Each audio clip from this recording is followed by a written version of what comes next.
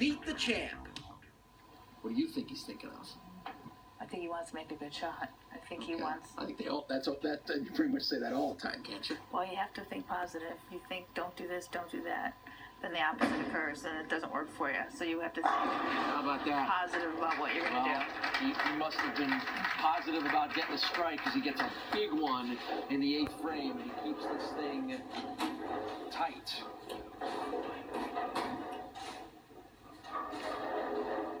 And let's see what the Hamburg resident Andy Reddick can do to respond with his 8th frame.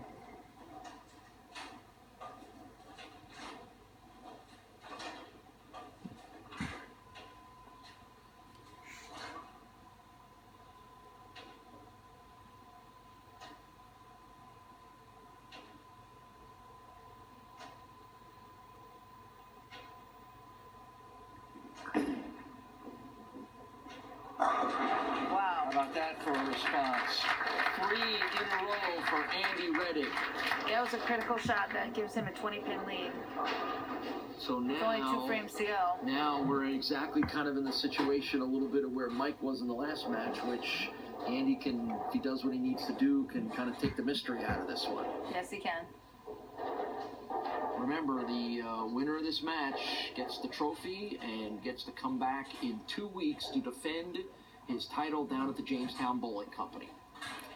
And think about it, Andy is only here bowling today because of the circumstances that we dealt with this week, which was our top qualifier was unavailable to make the taping day, so Andy was the next in line to move up, and he's moved up, and he may be moving on after he got a couple of late falls there and pulls off the strike in the 9th frame. That's right. Sometimes fate is in your corner. You don't know why something happens, but you know. If top qualifier Joe Pullman was available to bowl, then Andy would not have been. Correct. Even though he put up an impressive 703 qualifying score, it just kept him off the top 9.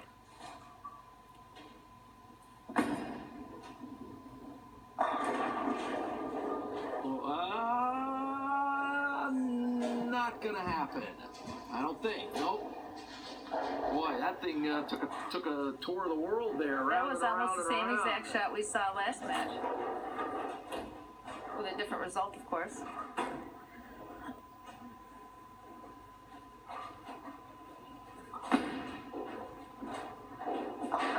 Spare for Mike Zarcone in the 9th frame. So Mike Zarcone down 30 pins at the moment. So Mike can go off the sheet for a 215. I was going to say, needless to say, he's got to probably strike out here, doesn't he? He has to strike out yet. And that probably still won't be enough. 10th frame for Mike Zarcone. Trying to get his 4th consecutive win. Doing all he can to put the pressure on.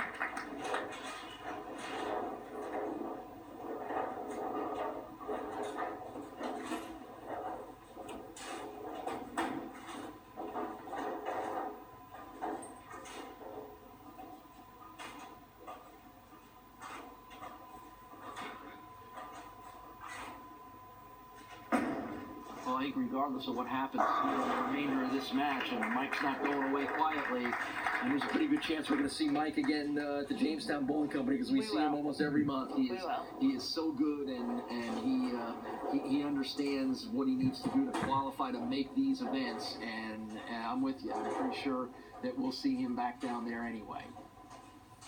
So if he can end the run here with another strike, he will put some serious pressure on Andy to respond. That's exactly what Mike does.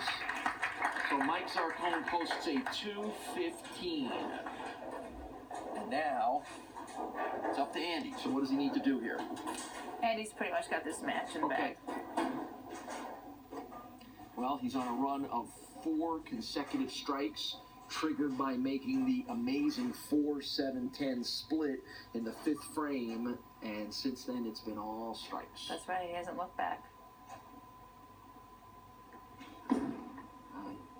Can't wait to hear you ask him about making that 4-7-10 split. Well, it changed the momentum of the match. Something like that can definitely change momentum, because if you don't make it, you're really down quite a bit in pins, and you make something like that, it just turns momentum to you. Right.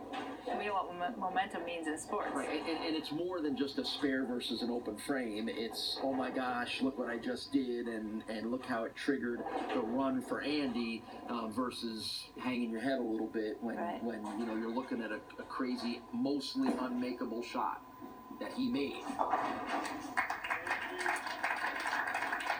So one more throw for Andy Reddick to finish off a victory here. First time win for the first time beat the champ bowler, and those are always fun to see a new guy get a chance to hold that trophy high. And I know nothing gives you more fun than handing that big trophy, particularly to a guy who wins it for the first time. So that's right. So one more here for Andy's final score, and then we'll get a chance to talk to both of these guys about another good match. Champ, and there's a good way to finish it off as Andy Reddick posts up a 234.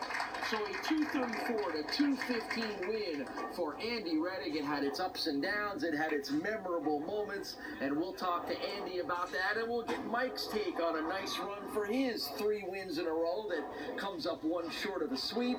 We'll talk to both guys when we come back on Beat the Champ from here at the Tonawanda Bowling Center.